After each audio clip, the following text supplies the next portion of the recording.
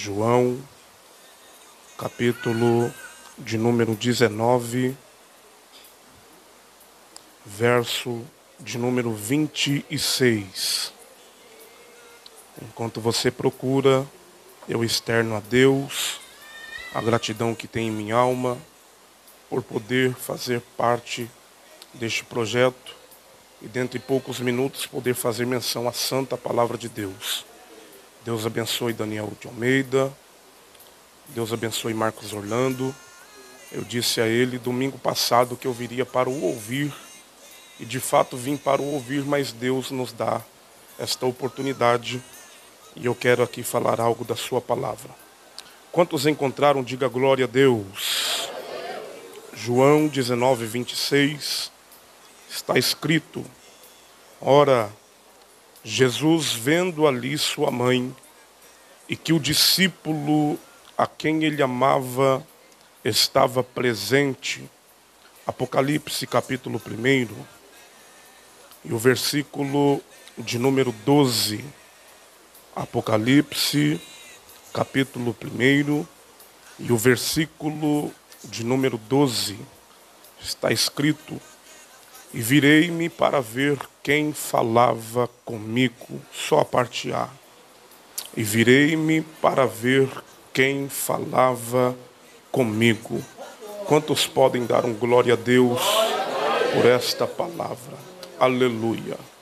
Eu gosto muito de ler a Bíblia Sagrada. E eu fico meditando acerca de algumas histórias e muitas vezes comparando algumas histórias com a história do Cristo Todo-Poderoso a quem servimos. Se nós olharmos o Antigo Testamento, no livro do Êxodo, no capítulo de número 2 em diante, nós vamos ver o início da narrativa acerca da história de Moisés. Eu sei que você lê a Bíblia Sagrada, que você sabe muito bem que Moisés, com 3 meses, é posto sobre uma arca e deixado à margem do rio Nilo. Depois que isso é realizado por sua irmã Miriam, nós vemos que Moisés, pequeno, vai para dentro do palácio de Faraó para usufruir do bom e do melhor. Eu sei que você lê a Bíblia Sagrada, que você sabe que no livro do Gênesis, no capítulo de número 37, inicia-se a narrativa acerca da história de José. José, com 17 anos de idade, ganha presente do seu pai Jacó, ganha presente do seu pai Israel, mas recebe também da parte de Deus presente.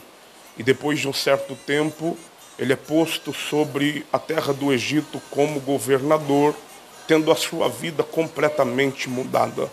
Eu sei que você lê a Bíblia Sagrada, que você sabe que no livro de Ezequiel, no capítulo de número 1, ele mostra-nos que ele foi levado em cativo e ele estava à margem do rio Quebar para receber visões acerca do reino dos céus, visão de Deus, com 30 anos de idade.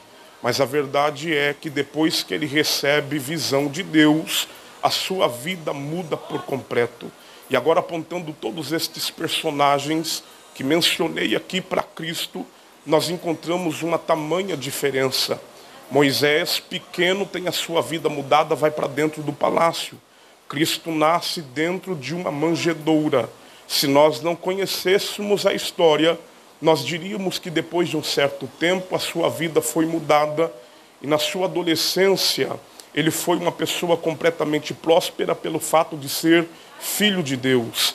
Mas com 12 anos de idade, ao contrário, ao oposto de José, Jesus vai assumir a carpintaria no lugar de o seu pai, por nome de José, haja vista que esse havia sido alcançado pela morte, e recaiu sobre Cristo toda a responsabilidade de sustentar a sua família. Se você não fosse conhecedor da história, você poderia imaginar que depois que isso aconteceu, Cristo Jesus havia se tornado próspero no ramo da carpintaria e a sua vida havia sido mudada por completo. Mas com 30 anos de idade, Jesus aparece na margem do Jordão para ser batizado por João Batista, enquanto mesmo anunciava: há de vir um após mim, que eu não sou digno de desatar a sandália dos teus pés. Eu batizo com água para o arrependimento, mas quem vem após mim é muito mais forte e poderoso do que eu. Este batiza com fogo e com Espírito Santo. Observe, João está dando características acerca de alguém que é maior que ele. E olha que João Batista, neste período, tinha o seu ministério em evidência. João Batista, neste período, era ovacionado por multidões que iam ou se dirigiam ao deserto para lhe ouvir falar da palavra de Deus. Agora, este grande profeta, por sinal, o maior profeta nascido na barriga de uma mulher, está dizendo: o que vocês estão me vendo fazer é muito pouco se comparado por aquele que está vindo depois de mim. O ministério dele é maior que o meu. Se você não conhecesse a história, você diria por certo que Cristo havia se tornado com 30 anos um grande conferencista e ido nos maiores congressos da Judeia. Mas a verdade é que quando Cristo vem para um ministério com 30 anos de idade, ele vem para sofrer assim como já havia sofrido quando nasceu, no período da sua adolescência. Ele assume o ministério e nós vamos ver que muitos vão passar a o perseguir, o odiar, vão querer lhe matar. E a verdade é que o propósito de Deus vai se cumprir por sobre a face da terra. Jesus vai ser levado ao Sinédrio. E quando Jesus é levado ao Sinédrio com 33 anos de idade, vão lhe colocar debruçado sobre uma rocha e lhe desferir 40 menos 1 sessão de chicotadas. O chicote utilizado nesta ocasião é o azorgue, que tem 12 cordas de couro de cordeiro com pedaços de ossos e metais. Jesus toma 39 sessões destes açoites e, se multiplicado for por 12, nós vamos entender que ele tem por sobre a sua estrutura física pelo menos 468 cortes pelo seu corpo. Depois que lhe desferiram esta 40 menos 1 de açoite, colocaram uma coroa de espinhos sobre a sua cabeça. Coroa esta confeccionada com a espinha da Assíria ou da acácia, espinhos que tinham de 7 a 10 centímetros e que eram tão resistentes que os marceneiros utilizavam nas suas atividades profissionais. Poderiam perfurar o crânio de Cristo. A coroa, que tinha aproximadamente 60 a 80 espinhos, foi cravada sobre a cabeça de Jesus. Um indivíduo, um soldado do inferno, pegou uma cana e batia sobre a coroa para que o espinho pudesse se cravar sobre o couro cabeludo do nosso Senhor. Depois que assim lhe fizeram, deram uma cruz para ele carregar, uma cruz de 40 a 60 quilos, que havia sido confeccionada para Barrabás, um homicida. Mas Jesus se propôs a carregar esta cruz de 40 a 60 quilos na via dolorosa. E talvez você não sabe o porquê de esta ser considerada a via dolorosa. É porque esta via era composta por pedras pontiagudas. A profecia de Isaías se cumpre aqui, quando ele diz no capítulo 53, ele foi moído pelas nossas iniquidades, o castigo que nos traz a paz estava sobre ele, e pelas suas pisaduras nós fomos sarados. Jesus, quando estava carregando esta cruz, não estava usando um sapato bonito e confortável como o seu, uma rasteira bonita e confortável como a sua. Ele estava descalço, e na proporção que ele caminhava, os teus pés se cortavam por baixo. Ele cai 3 vezes durante o trajeto, mas se levanta com uma cruz e vai como ovelha muda para o matadouro, sem abrir a boca para reclamar de nada. Quando ele chega lá no Calvário, quando ele chega no Gólgota, no caveirão, lhe prega uma mão esquerda com um prego de 7 a 10 centímetros. Depois vão esticar o seu braço direito, rompendo a sua clavícula, para pregar a mão do lado direito. O profeta profetizou dizendo que os teus ossos não seriam quebrados, mas o profeta não disse que os teus nervos não seriam atingidos. Nas nossas mãos tem pelo menos 3 nervos: ulnar, radial e mediano. Quando eles pregam o prego sobre as mãos de Cristo, a sua mente tem uma sensação despertada de alguém que estava sendo queimado ou eletrocutado. Depois vão pegar os teus pés quando os pregos vão romper os teus pés, rompem também o teu tendão de Aquiles e rompe também o nervo de safeno. Jesus é pendurado sobre a cruz do Calvário, 2 metros de altura, Jesus está exposto sobre ela, mas ele vai falar com o Pai, ele vai falar com o Pai, vai clamar ao Pai em cima da cruz. Está sentindo dor, mas está clamando ao Pai. Está sentindo dor, mas está falando com o Pai. Está sentindo dor, mas está invocando o Pai. Aleluia. Uma das últimas palavras que Jesus fala em cima da cruz é essa: Pai, está consumado. Na tua mão eu entrego o meu espírito. Quando ele faz isso, ele declina a sua cabeça.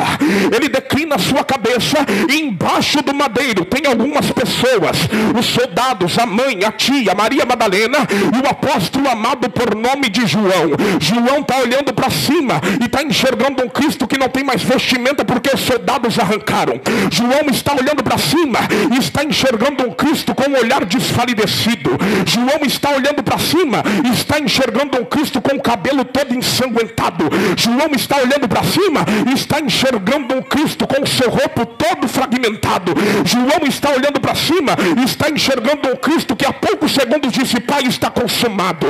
Mas sabe o que eu acho muito lindo e interessante? É que o mesmo João, no capítulo 19, que está dizendo que viu um Cristo da forma que ele estava, como eu descrevi aqui, no livro do Apocalipse está dizendo: quando eu fui levado para ser morto e me jogaram no chão, eu ouvi uma voz que falava comigo, e eu me virei para ver quem falava.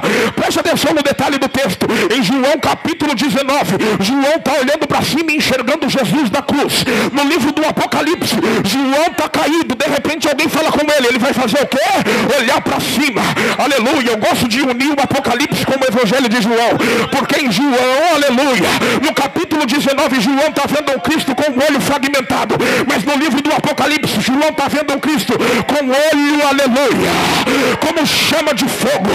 Em João capítulo 19, João está vendo um Cristo com o corpo todo fragmentado, mas no livro do Apocalipse, João está vendo um Cristo olhando para cima e enxergando ele com o corpo glorificado. Aleluia. No capítulo 19 de João, João está olhando para cima e enxergando um Cristo com prego nas mãos, mas no livro do Apocalipse, João está olhando para cima e está enxergando um Cristo com 7 estrelas, 7 cachichais de ouro. No livro de João, João está olhando para cima e está enxergando um Cristo com os 3 pés pregados, mas no livro do Apocalipse, João está olhando para cima e está enxergando um Cristo com os pés como de um latão reluzente arrancados de dentro da fornalha. No livro do Apocalipse é ao contrário do livro de João, porque no livro de João, no capítulo 19, João está enxergando o Cristo em cima de uma cruz, mas no livro do Apocalipse, quando ele olha para cima para ver quem falava, ele enxerga um Cristo montado num cavalo branco. Glória a Jesus. No livro do Apocalipse é diferente do livro de João, porque no livro de João, João está olhando para cima e está enxergando um Cristo sem roupa nenhuma, mas no livro do Apocalipse, a sua roupa é branca como a lã, mais alva do que a neve. No livro de João, João está olhando para cima e enxergando um Cristo com o seu cabelo todo ensanguentado, mas no livro do Apocalipse, ele olhou para cima e falou: não, esse cabelo aqui é como lã, é mais alva do que a neve. Agora, para você dar glória a Deus bem alto, no livro de João, ele está olhando um Cristo dizendo: Pai, na tua mão eu entrego o meu espírito. Mas no livro do Apocalipse, João está vendo um Cristo dizendo: João, eu estive morto, mas agora eu estou vivo, João. Eu estou vivo, João, e vivo para todo ser. Levante a mão. Calama Sória. E eu tenho um recado para a igreja aqui nessa noite. Aquele que foi e se revelou a João, breve vai voltar para nos levar para casa. Breve vai voltar para nos levar para casa.